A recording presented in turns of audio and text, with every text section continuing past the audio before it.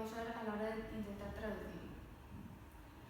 Cuando hemos escuchado la definición de metáfora, siempre hemos oído hablar de que es una comparación entre dos objetos o dos situaciones, pero en realidad nosotros creemos que es mucho más que eso. En esta presentación nos vamos a centrar en las visiones de George Lakoff y Mark Johnson, que escribieron un libro precisamente sobre este tema, y ellos dicen que la metáfora no solo pertenece al ámbito lingüístico, sino que también pertenece al ámbito conceptual y cultural. Como podemos ver en esta cita de Johnson de este mismo libro, dice que se debería dejar de concebir la metáfora como un fenómeno lingüístico y empezar a concebirla como un fenómeno cognitivo. En la obra que escribieron Lakoff y Johnson, podemos ver que dividen la metáfora en tres tipos de metáfora diferentes. El primer tipo es la metáfora estructural, que es cuando se compara una situación, una estructura o una entidad en términos de otra. Por ejemplo, podemos hablar de una metáfora estructural cuando comparamos una discusión con una guerra, ya que en las dos nos defendemos, atacamos, pensamos diferentes formas para elaborar una estrategia y ese tipo de cosas. El siguiente tipo son las metáforas orientacionales, que se da cuando organizamos un sistema global de conceptos en relación a otro sistema. Esto quiere decir que, por ejemplo, podríamos decir que la enfermedad está abajo y la salud está arriba, o que la alegría está arriba y la tristeza abajo. Y el último tipo son las metáforas ontológicas, que se dan cuando expresamos las diferentes formas de concebir una situación, una entidad o cualquier otro tipo de cosa que queramos comparar. A este tipo de metáforas pertenecen las metáforas del tipo tengo la cabeza llena o no me entra en la cabeza, con lo que queremos decir que la cabeza es un recipiente y, por ejemplo, el conocimiento es una sustancia que está dentro de este recipiente. A lo largo de la historia se han estudiado las metáforas y han surgido diferentes posturas. Las posturas de las que vamos a hablar hoy son la postura desconfiadora, que niega que la metáfora pertenezca al ámbito lingüístico y por tanto también niega que sea un argumento o un objeto decorativo. La segunda postura es la postura definitoria, que define la metáfora como una definición o un conjunto de definiciones. Y por último hablamos de la postura tipológica, que dice que la metáfora es un conjunto de diferentes preguntas y respuestas posibles. A lo largo de la historia se ha estudiado la metáfora, de hecho iba estudiándose desde la época griega, pero hasta el siglo XX no se consideró que la metáfora podía pertenecer al ámbito cultural y no solo al ámbito lingüístico. Debido a ello se han creado dos corrientes de pensamiento distintas que consideran la metáfora de formas distintas, y la primera corriente es el literalismo. Esta corriente es una corriente que viene de la visión que se tenía en la época clásica griega y contempla la metáfora como un elemento meramente retórico y que simplemente pertenece al ámbito lingüístico y literario.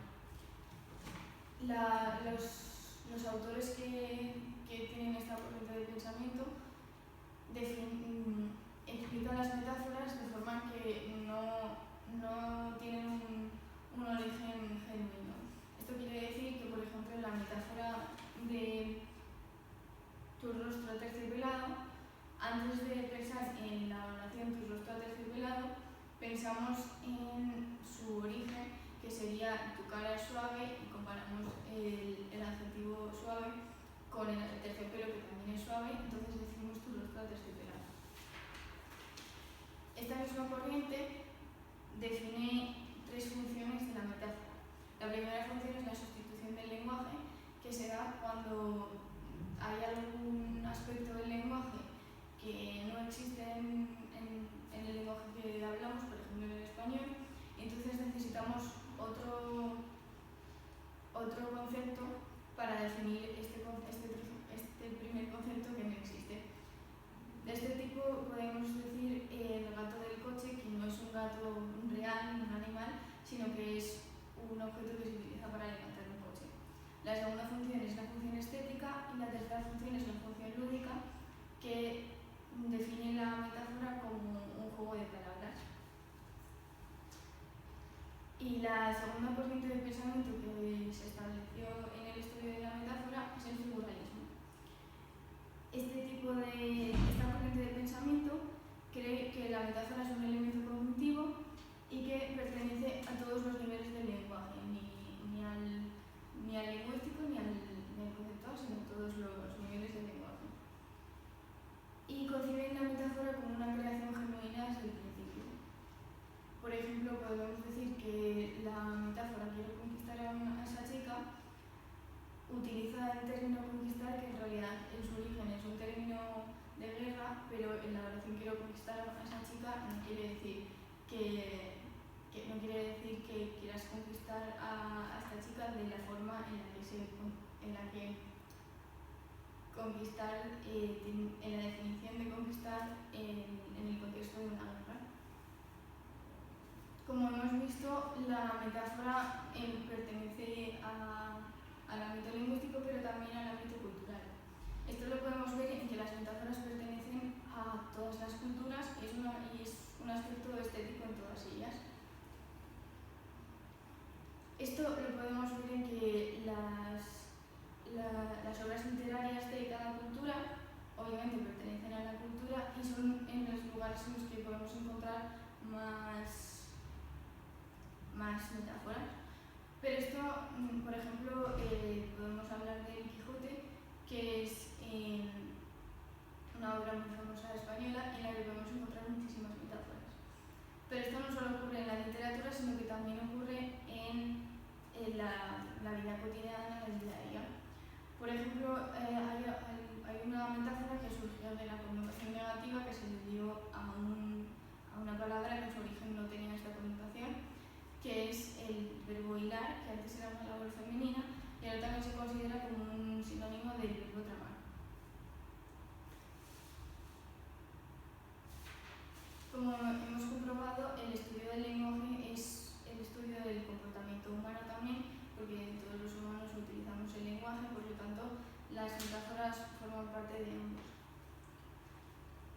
En cada persona vemos la realidad de una forma diferente, pero entre las personas que pertenecen a la misma cultura vemos la realidad de una forma parecida y esta realidad puede cambiar si cambiamos de cultura.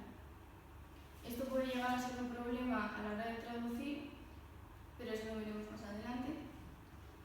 Aunque también hay algunas metáforas que son muy parecidas entre culturas. A este tipo de metáforas pertenecen las metáforas que tienen alguna relación con la vista o el olfato y se llaman metáforas estructurales. Esto es una ayuda a la hora de la traducción porque siempre se suelen encontrar estructuras o formas de traducción que son muy parecidas al sentido que tiene la metáfora en la lengua de origen. Ahora vamos a hablar de la visión que tienen de este aspecto de las metáforas algunos escritores, como Umberto Eco, que dice que la metáfora se produce solo en el aspecto cultural, ya que el lenguaje también forma parte del aspecto cultural, por lo tanto es solo un rasgo de la cultura. Otro autor que también habla de este tema es Grice, que dice que la metáfora es un comportamiento. Entonces, al unir todos los puntos de vista de los autores de los que hemos hablado, que son Lakoff, Johnson, Eco y Grice, podemos comprobar que según la cultura a la que pertenezcamos, tendremos un modelo de comportamiento u otro y por lo tanto utilizaremos unas metáforas u otras. Por lo tanto, traducir metáforas es como traducir comportamientos. Traducir metáforas ha sido algo que ha causado problemas desde que existe la traducción, ya que es algo muy difícil de hacer y a pesar de que utilizar metáforas es algo inevitable a la hora de hablar, es muy difícil traducirlas de un idioma a otro. Esto lo podemos ver en el ejemplo de nuestra lengua B, que es el inglés, en la que podemos ver que utilizan algunos términos que originalmente tienen que ver con la cocina, pero que se les da una connotación relacionada con el amor. Estos términos son bastante difíciles de traducir. Por ejemplo, podemos hablar de honey o pie, que literalmente se traduciría por miel o pastel, pero en español no podemos traducirlos por eso, porque no tienen ese sentido.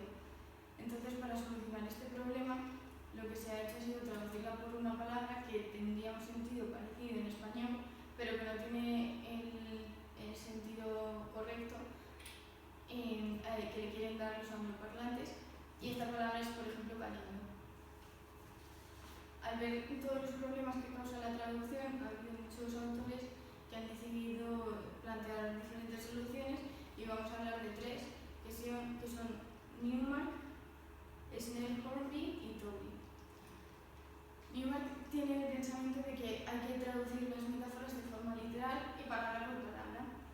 Esta solución ha tenido muchas críticas, ya que al hacer esto la metáfora pierde casi completamente el sentido que tiene originalmente, y entonces ha habido otros autores que han decidido optar por otras soluciones. Una de estas soluciones es la de Mary Smith Hornby, que dice que no habría que traducirlas directamente de forma literal, sino intentando buscar un sentido que tuviera, una expresión que tuviera el mismo sentido en la lengua meta que en la lengua origen. Y por último, vamos a hablar de Toby, que habla desde la postura de la lengua de origen y dice que se tendría que tomar la metáfora como una amiga y traducirla como una amiga también, aunque de forma literal. Como podemos ver, hay muchas posturas y muchos estudios diferentes sobre las metáforas, pero no nos quedan directamente claros todos los aspectos de la metáfora, aunque uno que sí que nos queda claro, y es que la metáfora no solo pertenece al ámbito lingüístico literal, sino que también pertenece al ámbito cultural.